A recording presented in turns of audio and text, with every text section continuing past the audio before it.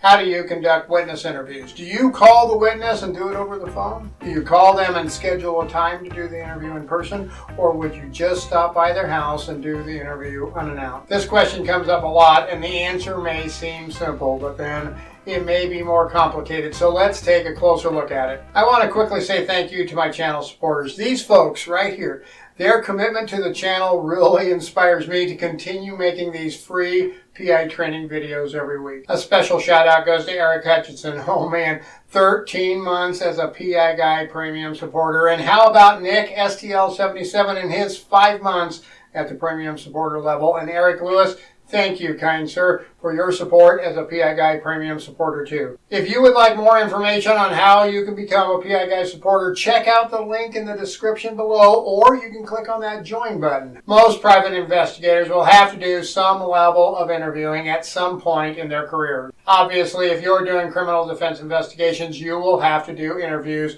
and a lot of interviews at that. Criminal defense investigators must interview witnesses, police officers, the defendant, and his or her family members, friends, neighbors, and acquaintances, and yes, even the alleged victim will be interviewed in many cases. And if you do fraud investigations or handle child custody cases, you will probably have to do interviews from time to time, and this holds true for most types of investigations a private investigator may conduct.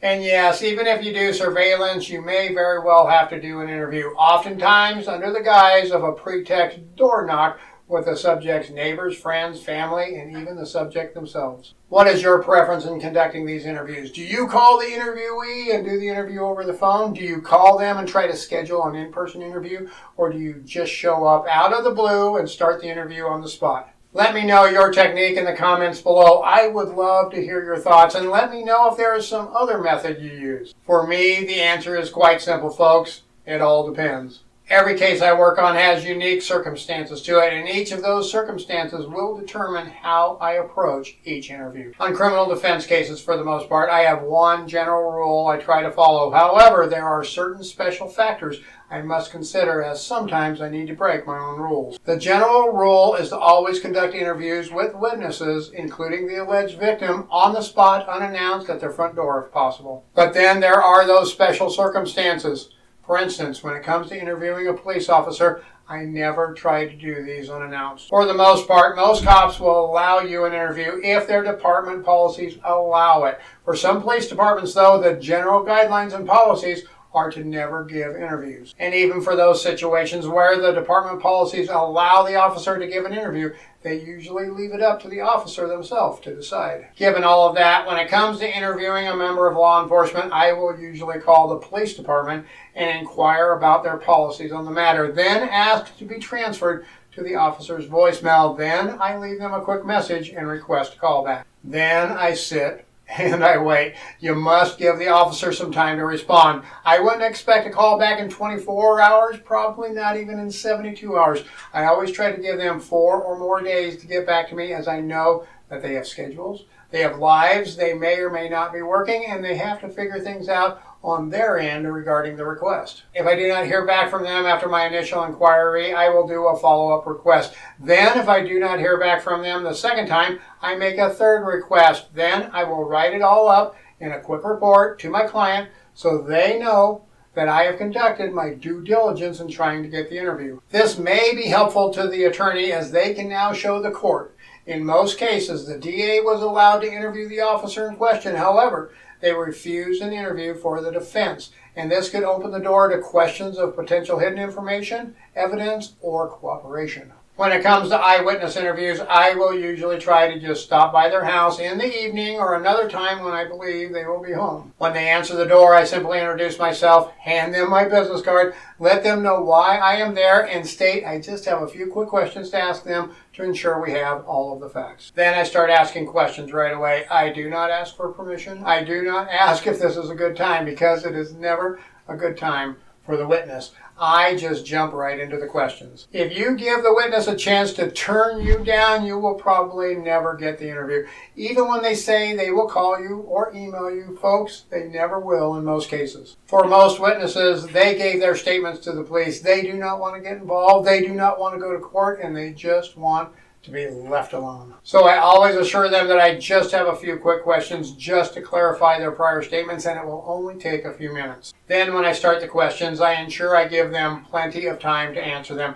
The worst thing you can do in an interview is just blast question after question after question. All that will get you is quick, short answers and little to no detail. My first question might be something like this. Mr. Smith, according to the statement you provided, you were at the bar Friday night and you saw the guy hit the other guy. Now, there is one very unique thing about this question. Did you catch it? It isn't a question. It is a statement. If I add the question mark to the end, Mr. Smith, according to the statement you provided, you were at the bar Friday night and you saw this guy hit this other guy. Is that correct? You will just get a yes or a no answer, but when I make it a statement, then stop talking and wait for the witness to talk, he or she will most likely start going into the details with me. When I do ask questions, I try to never ask yes or no questions, or what they call closed-end questions. I always try to ask open-end questions, which leaves it up to the witness to fill in the rest of the story for me. Or I lead the conversation into a dialogue between the witness and myself with other statements like, Mr. Smith, help me understand exactly what happened when that one guy hit the other guy last Friday night at the bar. You see, folks, if you turn the interview into a conversation between you and the witness, you are now establishing a rapport with that witness, and they will start to talk more as they begin to realize you are there to listen to their side of the story. But what about that one dreaded witness interview for most PIs? This is the interview with the alleged victim. I hate doing these interviews, folks. I don't know why, but I always dread doing them, but I know they must be done just the same. Much like the police interviews, I am often rejected when I try to get an interview with the alleged victim in a criminal case. The big difference, though, with victim interviews, I never try more than once. I never want the victim to be able to say I was harassing or attempting to intimidate them. I also make sure I record the attempt with the witness's responses in a written report for my client to prove the defendant was refused an interview by the alleged victim. When it comes to victim interviews, I usually will try to do these in person and unannounced. I can guarantee you, if you call and request the interview, you will not get it 99% of the time. The one caveat to this is if the defendant believes the victim would be a friendly witness to their case and the defendant's attorney agrees, and we can arrange an in-person recorded interview. We do these from time to time, especially regarding domestic situations, but all the stars must align perfectly. I also always make sure I have a second investigator or a witness with me for the victim interview, particularly for female interviews or other interviews which I deem to be necessary. Regarding recorded interviews, I rarely record them unless they are scheduled, unless the client has requested that I try to get a recorded statement. For instance, I often get accident or injury-related investigations where the client, usually the insurance company, asks me to try to get a recorded statement. In these cases, even if I do an unannounced stop, I let the interviewee know why I am there and who I am representing, and state that I need to ask them a few questions. Then I tell them to help keep it as brief as possible and to ensure I get the details, I will record the interview too. My recorded interviews always start with me stating my name, the date, time, and location, who I am interviewing, and what the interview is regarding, and any other people who are present. Then me asking the interviewee if they are aware the interview is being recorded, and if I have their permission to record it, then I ask them to state their first name, last name, date of birth, and address for the record. I usually end the recorded interview by reiterating those questions to the interviewee and stating the time and date again. Another huge question I get all the time is what should be included in my investigation report, and I made this video right here that will help answer that very question, so check it out now.